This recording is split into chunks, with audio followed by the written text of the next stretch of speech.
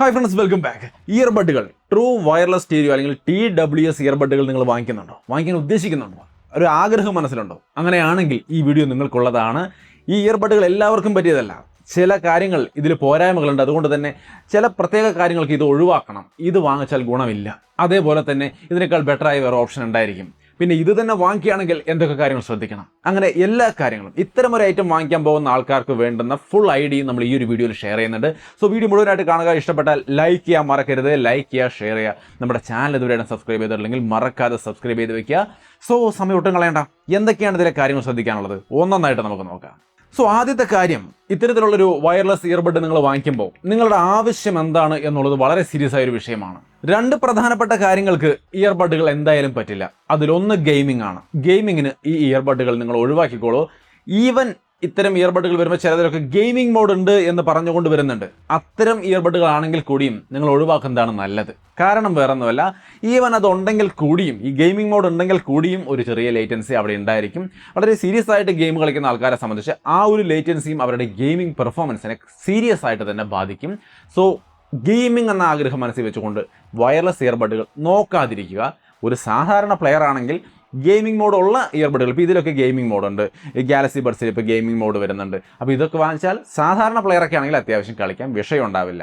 But serious ആയ ആൾക്കാരാണെങ്കിൽ wireless earbud gaming എന്നൊരു ആവശ്യത്തിന് വേണ്ടി വാങ്ങിക്കാതിരിക്കും. ഇനി രണ്ടാമത്തെ ഒരു മേഖല നമ്മളിത് ഒഴിവാക്കേണ്ടതെന്ന് പറയുന്നത്, കോളിംഗ് പർപ്പസുകൾക്ക് ഇത് കൺവീനിയൻ്റ് അല്ല. കോൾ ക്വാളിറ്റി ഉള്ള ഇയർബഡുകളുണ്ട്, നല്ല നല്ല ഇയർബഡുകൾ ഇപ്പോൾ വരുന്നുണ്ട്. ബട്ട് കൺവീനിയൻസ് നോക്കിക്കഴിഞ്ഞാൽ അത് ഇയർബഡുകളെക്കാൾ കുറച്ചുകൂടി കൺവീനിയൻ്റ് ആയ കാര്യം എന്ന് പറയുന്നത് നെക്ക് ബാൻഡാണ്. എന്തുകൊണ്ടാണെന്ന് കൂടി ഞാൻ വ്യക്തമായിട്ട് പറഞ്ഞു തരാം.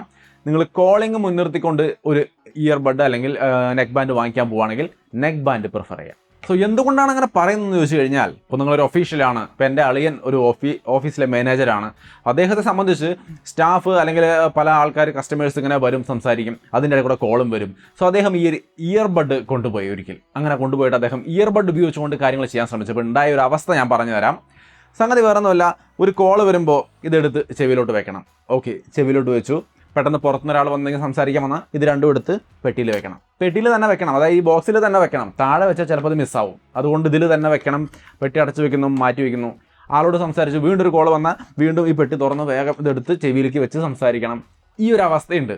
ഈ ഒരു അവസ്ഥ വളരെ സീരിയസ് ആണ്. ഒന്നോ രണ്ടോ കോളിനല്ല, ഒരു ഒഫീഷ്യലായിട്ട് നിങ്ങൾ സീരിയസ് ആയിട്ട് കോളുകളുമായിട്ട് ബന്ധപ്പെട്ട് വർക്ക് ചെയ്യുന്ന ആളാണെങ്കിൽ ഉറപ്പായിട്ട് നിങ്ങളുടെ ഒരുപാട് സമയം ഇത് കൺസ്യൂം ചെയ്യും. അപ്പം ഇത് അത്ര പെർഫെക്റ്റ് ആയിട്ട് വർക്ക് ചെയ്യില്ല. സോ കോള് എന്ന സംഗതിക്ക് പ്രയോറിറ്റി കൊടുത്തുകൊണ്ടാണ് നിങ്ങൾ ഇത് നോക്കുന്നതെങ്കിൽ TWS നോക്കണ്ട, പകരം നെക്ക് ബാൻഡ് നോക്കുക. അതാവുമ്പോൾ എന്താ ഗുണമെന്ന് ചോദിച്ചു കഴിഞ്ഞാൽ രണ്ടുണ്ട് കാര്യം. ഒന്ന്, ഇത് കൺവീനിയൻ്റ് ആണ്. നമ്മൾ കഴുത്തിലേക്ക് ഇട്ട് കഴിഞ്ഞാൽ അവിടെ കിടന്നോളും സുഖമായിട്ട്. നമുക്ക് കോള് വരുമ്പോൾ ജസ്റ്റ് എടുത്ത് ചെവിയിൽ വയ്ക്കുന്നു, സംസാരിക്കുന്നു, തിരിച്ച് താഴേക്ക് ഇടുന്നു, പരിപാടി കഴിഞ്ഞു. വീണ്ടും കോൾ വന്നാൽ എടുത്ത് വെക്കാം, താഴെ ഇടുന്നു, മേത്ത് തന്നെ കിടക്കും. എവിടെയും എടുത്ത് സൂക്ഷിച്ച് വെക്കേണ്ട ആവശ്യമില്ല, മിസ്സാവുന്നുള്ള പേടി വേണ്ട. കൺവീനിയൻ്റ് ആയിട്ട് അവിടെ കിടക്കും. ആവശ്യത്തിനനുസരിച്ച് നൈസായിട്ട് ഉപയോഗിക്കാം. ഒരു കാര്യം. രണ്ട് കാര്യമുണ്ടെന്ന് പറഞ്ഞത്, രണ്ടാമത്തെ കാര്യം ബാറ്ററി ലൈഫാണ്. ഈ ഇയർബഡ് ആണെങ്കിൽ എന്തെങ്കിലും ആവട്ടെ, ഞാൻ ചെവിയിൽ വെക്കും, ഊരില്ല, ആൾക്കാർ വന്നാലും ഞാൻ ചെവിയിൽ വെച്ചുകൊണ്ട് തന്നെ സംസാരിക്കുമെന്ന് വിചാരിച്ചിരുന്നാലും 2.5 മണിക്കൂർ അല്ലെങ്കിൽ 3 മണിക്കൂറൊക്കെയാണ് ഇതിൽ നമുക്ക് നല്ല രീതിക്ക് ബാറ്ററി ലൈഫ് കിട്ടുക. ബാറ്ററി ലൈഫ് കൂടുതലുള്ളതാണെങ്കിൽ തന്നെയും 5 മണിക്കൂറാണ്. സോ എങ്ങനെ പോയാലും ബാറ്ററി ഒരു ദിവസം മുഴുവനായിട്ടും ഇത് ചെവി വെച്ചുകൊണ്ട് ഉപയോഗിക്കാൻ പറ്റില്ല. ബോക്സിൽ വെച്ച് ഇടയ്ക്ക് ചാർജ് ചെയ്യേണ്ട അവസ്ഥ വരും. ബട്ട് നെക്ക് ബാൻഡ് ആണെങ്കിൽ നമുക്കൊരു 10-15 മണിക്കൂർ ബാറ്ററി ലൈഫ് മിക്കവാറും എല്ലാ നെക്ക് ബാൻഡുകളും തരുന്നുണ്ട്. സോ എങ്ങനെ പോയാലും ഒരു ദിവസം സുഖമായിട്ട് നമുക്ക് കണ്ടിന്യൂസ് ആയിട്ട് നെക്ക് ബാൻഡ് ഉപയോഗിക്കാൻ പറ്റും. സോ നെക്ക് ബാൻഡിന് അങ്ങനെ വലിയൊരു അഡ്വാൻറ്റേജ് ഉണ്ട്. ഒരു ദിവസത്തിൽ ഇടയ്ക്കിടയ്ക്ക് ചാർജ് ചെയ്യേണ്ട ആവശ്യം വരില്ല. ധൈര്യമായിട്ട് ഉപയോഗിക്കാം, സമാധാനമായിട്ട് ഉപയോഗിക്കാം. സോ കോളിംഗ് ആണ് പ്രയോറിറ്റി എങ്കിൽ നിങ്ങൾ ഇത് ഒഴിവാക്കിയിട്ട് നെക്ക് ബാൻഡ് എടുക്കുന്നതാവും കുറച്ചുകൂടി നല്ലത്. പക്ഷേ നിങ്ങൾക്ക് ഇത് മതിയെങ്കിൽ, അതായത് ഇപ്പോൾ നിങ്ങൾ എന്നെപ്പോലെ ഒരാളാണെങ്കിൽ, എന്നെ സംബന്ധിച്ച് ഞാൻ കോൾ വരുമ്പോഴേക്കും ഇതെടുത്ത് ചെവിയിൽ വെച്ചുകൊണ്ടൊന്നും ഉപയോഗിക്കില്ല. നോർമലി ഞാനിപ്പോൾ ഒരു ഇയർബഡ് വെച്ച് ഉപയോഗിച്ചുകൊണ്ടിരിക്കുന്നു, അതിനിടയ്ക്ക് കോൾ വരുവാണെങ്കിൽ ഞാൻ അതിൽ സംസാരിക്കും. അതല്ലാതെ കോൾ വന്നു പറഞ്ഞ് ഓടിപ്പോയി നെക്ക് ബാൻഡ് അല്ലെങ്കിൽ ഇയർബഡ് എടുത്ത് ചെവിയിൽ വെക്കുന്ന പരിപാടിയില്ല. ഇങ്ങനത്തെ ഒരാളാണെങ്കിൽ നിങ്ങൾക്കിത് വിഷയമല്ല. കോളും ചെയ്യാം, എല്ലാ കാര്യങ്ങളും ചെയ്യാം, ഓക്കെ ആയിരിക്കും. സോ നിങ്ങളുടെ ആവശ്യം എങ്ങനെയാണ്? നിങ്ങൾ എന്നെ പോലെയാണെങ്കിൽ എന്ത് വേണമെങ്കിലും എടുക്കാം. ബട്ട് കോളിനാണെങ്കിൽ നെക്ക് ബാൻഡ് എടുക്കുക. ഗെയിമിംഗ് ആണെങ്കിൽ അതിപ്പോൾ ഇയർബഡ് ആയാലും നെക്ക് ബാൻഡ് ആയാലും ഒന്നും വേണ്ട, വയർഡ് ഇയർഫോൺ തന്നെ ഉപയോഗിക്കുക. അതായിരിക്കും പെർഫെക്റ്റ്. സോ ഇപ്പോൾ ഏതൊക്കെ മേഖലകളിൽ ഇയർബഡ് നമ്മൾ ഒഴിവാക്കേണ്ട സാഹചര്യങ്ങളുണ്ടെന്ന് മനസ്സിലായല്ലോ. ഇനി ഒരു ഇയർബഡ് എടുക്കാൻ പോവുകയാണെങ്കിൽ, ഇപ്പോൾ ഈ പറഞ്ഞ കാര്യങ്ങളെല്ലാം മനസ്സിലായി. ഇനി നമ്മളൊരു ഇയർബഡ് എടുക്കാൻ തീരുമാനിച്ചാൽ നമ്മൾ ഏതെടുക്കും? അങ്ങനെ എടുക്കാൻ പോകുമ്പോൾ എന്ത് കാര്യങ്ങൾ ശ്രദ്ധിക്കണം? മെയിനായിട്ടുള്ള കുറച്ച് കാര്യങ്ങൾ ഞാനിവിടെ പറഞ്ഞു തരാം.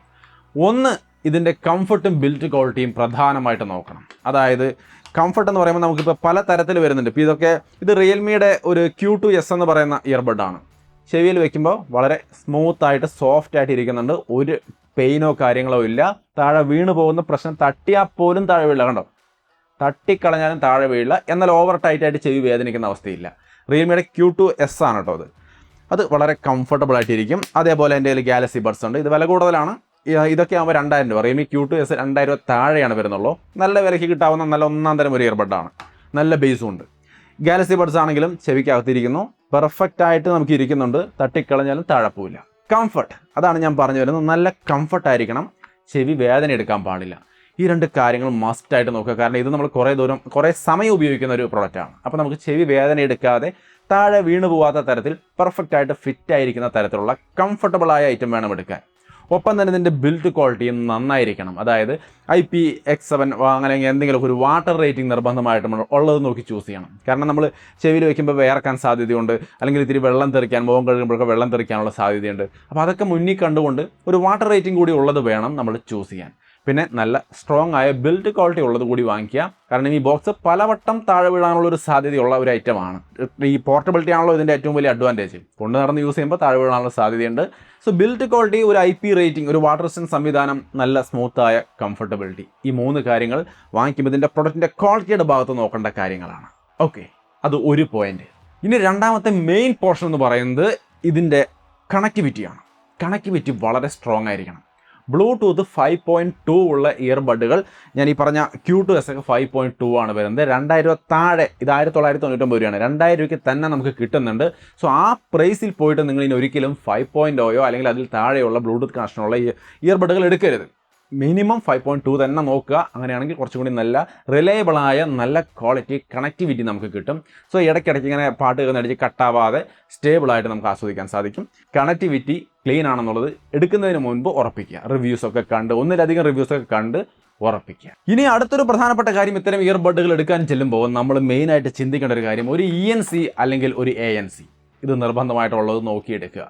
ഇപ്പോൾ PNC, അതായത് പാസീവ് നോയ്സ് ക്യാൻസലേഷൻ എല്ലാ ഇയർബഡിനും വരുന്നുണ്ട്. അതെന്താണെന്ന് വെച്ച് കഴിഞ്ഞാൽ നമ്മൾ ചെവിയിലോട്ട് ഇങ്ങനെ വെച്ച് കഴിഞ്ഞാൽ നമുക്ക് ഓൾറെഡി ഈ പുറത്തുനിന്നുള്ള സൗണ്ടുകൾ കുറച്ച് കട്ടാവും. നമ്മളിത് ടൈറ്റ് ചെയ്ത് വെച്ചാൽ പുറത്തുനിന്നുള്ള സൗണ്ടുകൾ കുറേ കട്ടാവും.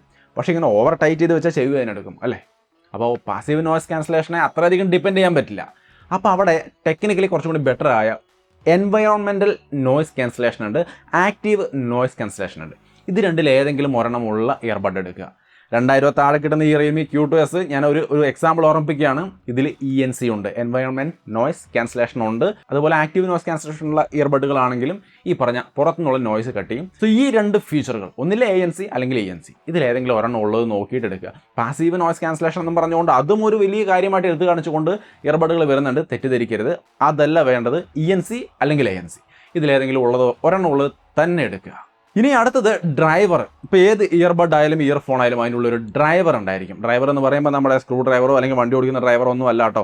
ഇതിനകത്തൊരു ഡ്രൈവർ, അതായത് നമുക്ക് ഈ ഇയർബഡിലേക്ക് ഇലക്ട്രോണിക് സിഗ്നലായിട്ടാണ് സൗണ്ട് വരുന്നത്. ആ വരുന്ന ഇലക്ട്രോണിക് സിഗ്നലിനെ സൗണ്ടാക്കി മാറ്റുന്ന, ശബ്ദമാക്കി, നമുക്ക് കേൾക്കാവുന്ന ശബ്ദമാക്കി മാറ്റുന്ന സംവിധാനം, അത് ഒരു 10 mm എങ്കിലും വരുന്ന ഒരു ഡ്രൈവറുള്ള ഇയർഫോൺ വേണം നമ്മൾ എടുക്കാൻ. അതിൽ കുറഞ്ഞത് എടുക്കാതിരിക്കുക. അത് അത്ര പവർഫുൾ ആയിരിക്കില്ല. ഉണ്ട്, നല്ല ക്വാളിറ്റി ഉണ്ട്. ബട്ട് എങ്കിലും കഴിവതും 10 mm തന്നെ ഡിപ്പെൻഡ് ചെയ്യുക. അതിൻ്റെ മുകളിലേക്ക് 11, 12, 13 ഒക്കെ ഉണ്ടെങ്കിൽ അത്രയും കുറച്ചും കൂടി റിച്ച് ആയ നല്ല സൗണ്ടുകൾ നമുക്ക് കിട്ടാനുള്ള ചാൻസ് ഉണ്ട്. അത് മാത്രം ഉണ്ടായതുകൊണ്ട് അപ്പടി നല്ലത് കിട്ടില്ല. അതുകൊണ്ടാണ് ചാൻസ് ഉണ്ടെന്ന് പറയുന്നത്. നല്ല രീതിയിൽ ടൂൺ ചെയ്ത് നല്ലൊരു സെറ്റപ്പിൽ വന്നാലാണ്, ഓവറോൾ ഒരുപാട് കാര്യങ്ങൾ ഉൾപ്പെടുമ്പോഴാണ് നല്ല ക്വാളിറ്റി കിട്ടുന്നത്. ബട്ട് 10 mm മുകളിലുണ്ടെങ്കിൽ നമുക്കൊരു ഒരു വിശ്വാസം, അതായത് കുറച്ചും കൂടി നല്ല ക്വാളിറ്റി അതിൽ എക്സ്പെക്റ്റ് ചെയ്യാം, അതിൽ കിട്ടാനുള്ള ചാൻസ് ഉണ്ട്. സോ എപ്പോഴും 10 mm അല്ലെങ്കിൽ അതിൽ കൂടുതൽ ഡ്രൈവർ സൈസ് ഉള്ളത് നോക്കിയിട്ട് സെലക്ട് ചെയ്യാൻ ശ്രമിക്കുക. ഇനി അടുത്തൊരു കാര്യം എന്ന് പറയുന്നത്, ടച്ച് കൺട്രോൾ ഉള്ള ഒരു ഐറ്റം നോക്കി എടുക്കുകയാണെങ്കിൽ കുറച്ചുകൂടി നല്ലതാണ്. നമുക്ക് ഈസി ആയിരിക്കും. ചെവിയിലേക്ക് വെച്ച് കഴിഞ്ഞാൽ ജസ്റ്റ് വേറെ ബട്ടൺ അതൊന്നും പ്രസ് ചെയ്യേണ്ട, ഒന്ന് തൊട്ടാൽ മതി, പോസ് ആവും. ഒന്ന് തൊട്ടാൽ പ്ലേ ആവും. ഡബിൾ ടാപ്പ് ചെയ്താൽ നെക്സ്റ്റ്, ബാക്ക്വേർഡ്, ഫോർവേഡ് ഒക്കെ അടിക്കാൻ വളരെ സിമ്പിളായിരിക്കും. സോ ടച്ച് കൺട്രോൾ ഉള്ളതാണ് ഞാൻ പ്രിഫർ ചെയ്യുന്നത്. നിങ്ങൾക്ക് താല്പര്യമുള്ളത് നോക്കി നിങ്ങൾ പ്രിഫർ ചെയ്യുക.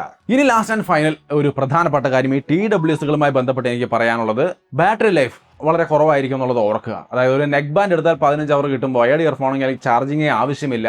ഇതിലേക്ക് വരുമ്പോൾ ഒരു 3 മണിക്കൂർ അല്ലെങ്കിൽ 4 മണിക്കൂർ കഴിയുമ്പോൾ മിക്കവാറും ഒക്കെ നമുക്ക് റീചാർജ് ചെയ്യേണ്ട ആവശ്യം വരും. അതായത് നിങ്ങൾ എടുത്ത് ഇതിലേക്ക് വെക്കേണ്ടി വരും. തുടർച്ചയായിട്ട് അത്രയും അതിൽ കൂടുതൽ നേരം നമുക്ക് ഉപയോഗിക്കാൻ പറ്റില്ല.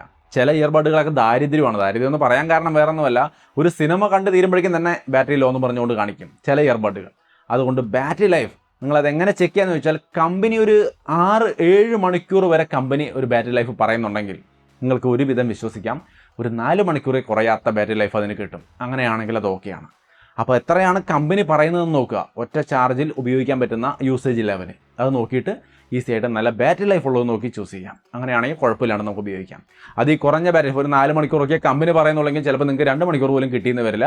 അതുകൊണ്ട് അലേർട്ടായിരിക്കുക. ബാറ്ററി ലൈഫിൻ്റെ കാര്യം എപ്പോഴും ഒരു 6-7 മണിക്കൂറൊക്കെ കമ്പനി പറയുന്നത് നോക്കിയെടുത്താൽ വലിയ കുഴപ്പമില്ലാതെ ഉപയോഗിക്കാം. സോ ഇപ്പോൾ നിങ്ങൾക്കൊരു ഐഡിയ കിട്ടിയിട്ടുണ്ടാവും TWS ഏതൊക്കെ കാര്യങ്ങൾക്ക് നന്നായിരിക്കില്ല അങ്ങനെ വാങ്ങിക്കാൻ പോവുകയാണെങ്കിൽ എന്താണ് നമ്മൾ ശ്രദ്ധിക്കേണ്ട കാര്യങ്ങൾ എന്നുള്ളതൊക്കെ. സോ ഒരു ഐഡിയ കിട്ടിയെങ്കിൽ തീർച്ചയായിട്ടും ലൈക്ക് ചെയ്യാനും ഷെയർ ചെയ്യാനും മറക്കണ്ട. പിന്നെ ഒരു കാര്യം കൂടിയും, നിങ്ങൾ 2000 താഴെയാണ് ബഡ്ജറ്റെങ്കിൽ ഈ റിയൽമി ബഡ്സ് Q2s വേണമെങ്കിൽ നിങ്ങൾക്ക് പരിഗണിക്കാം. ഇതിൻ്റെ വീഡിയോ നമ്മൾ ചെയ്തിട്ടില്ല. ഇവിടെ ഒരു മാസത്തിന് മുകളിലായി ഇത് വന്നിരിക്കുന്നു. നല്ലതാണ്. ഇതിൻ്റെ പ്രധാനപ്പെട്ട സ്പെക്ക് നിങ്ങൾക്ക് ഇവിടെ സ്ക്രീനിൽ കാണാം. 30 ഹവേഴ്സിൻ്റെ പ്ലേ ബാക്ക് ആണ് കേസ് അടക്കം പറയുന്നത്. സിംഗിൾ ചാർജിൽ 7 ഹവേഴ്സ് നമുക്ക് ഈ ഇയർബഡ് ലാസ്റ്റ് ചെയ്യുമെന്ന് പറയുന്നു. സോ നിങ്ങൾക്ക് ഒരു 4 മണിക്കൂർ 5 മണിക്കൂറൊക്കെ എക്സ്പെക്ട് ചെയ്യാവുന്ന സാരം. 10mm ഡ്രൈവറാണ് വരുന്നത്. എൻവൈറോൺമെന്റൽ നോയ്സ് ക്യാൻസലേഷൻ ഇതിൽ വരുന്നുണ്ട്. 2000 താഴെ തന്നെ അത് കിട്ടുന്നുണ്ട്. ബ്ലൂടൂത്ത് 5.2 വരുന്നുണ്ട്. ടച്ച് കൺട്രോൾ ഉണ്ട്. IPX4ന്റെ സ്വെറ്റ് ആൻഡ് സ്പ്ലാഷ് റെസിസ്റ്റന്റ് ഒക്കെ വരുന്നുണ്ട്. സോ വെള്ളം തെറിച്ചാലും പെട്ടെന്ന് നാശമാവില്ല. പിന്നെ പ്രധാനമായിട്ടും 2000 താഴെ കിട്ടാവുന്ന നല്ല ഹെവി ബേസ് ഉള്ള ഒരു ഐറ്റമാണത്. നിങ്ങൾ റിയൽമി ലിങ്ക് എന്ന ആപ്പിൽ കണക്ട് ചെയ്തിട്ട് ബേസ് മോഡ് ഇട്ട് കഴിഞ്ഞാൽ നല്ല ബേസിൽ പാട്ട് കേൾക്കാം. വേണമെങ്കിൽ നോക്കാം. 2000 താഴെ 1999 രൂപയ്ക്ക് തന്നെ ഈ പറഞ്ഞ സംഗതി കിട്ടും.